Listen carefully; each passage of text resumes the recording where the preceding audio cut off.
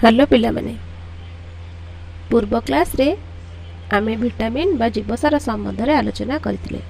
आस आज अध्याय रे खनिज लवण बा धातुसार संबंध रे आलोचना करिबा। तुमे जानो उद्भिद माने माटी तळु जल और खनिज लवण शोषण करी खाद्य प्रस्तुत करिथांती। एही खनिज लवण खाद्य रे संचित होई रही थाए जहाको आमे खाई थाउ। खनिज लवण उपादेयता अधिक। चलो यही संबंध रे आलोचना करिबा। तुमे सारणीटी देखि पारुथबो। एथरे विभिन्न प्रकार खनिज लवण नाम दिया हैछि। कैल्शियम, लौह, आयोडीन। तेबे कैल्शियम रो उत्स कोन बा या केउथरो मिले? कैल्शियम चूना माछ, माछ कंटा, क्षीर, मांस, साग रो मिले। यह दांत अस्थि गठन रे साहाय्य करिथाए। तुमे देखिथिबो टीवी रे जेतेबेले टूथपेस्ट एडवर्टाइज दोची तेतेबेले से कहूची आम टूथपेस्ट रे कैल्शियम अछि। तेबे कैल्शियम दांत गठन रे साहाय्य करिथाए और यार अभाव हेले अस्थि बंका हेई जाय। तापरे आसबा लौह बा आयरन।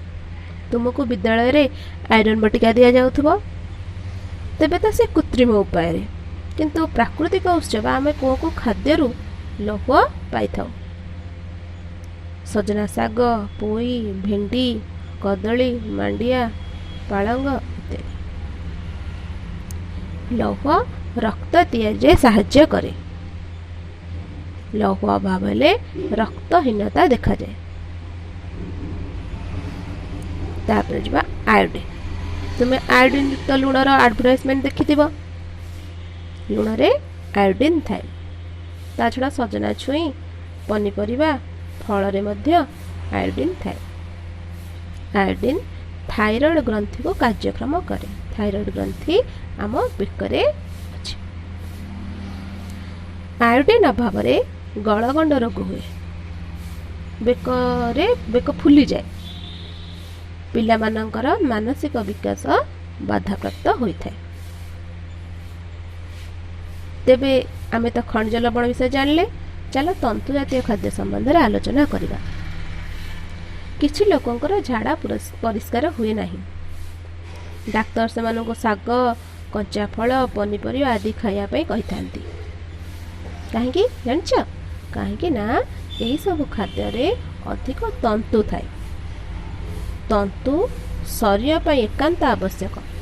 यह खाद्य नली रो मल निष्कासन करिबारे साहाय्य करे। पेटरू जदि मल ठीक भाव में निष्कासित न होइथिबो मन जम्मा भल लागे नाही और रोग मध्य सृष्टि हुए। तेणु खाद्य रे तंतु रहिबा निहाती आवश्यक।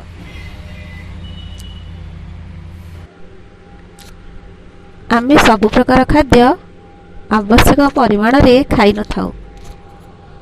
सब प्रकार खाद्य आवश्यकता अनुଯାयी निर्दिष्ट परिमाण रे खाइबा उचित। यह द्वारा देह सुस्थ और सबल रहिबो।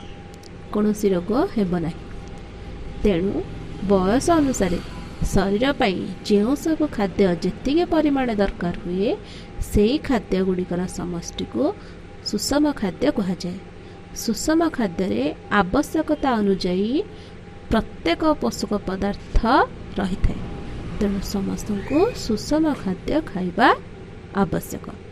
एही सारणी रे तुम मानक पड़ी पिला मानक पई केउ खाद्य केते परिमाण रे खाइबा आवश्यक तार एक तालिका दिया जायछि। तुमे देखिनो। आज भाई एतिकी। धन्यवाद।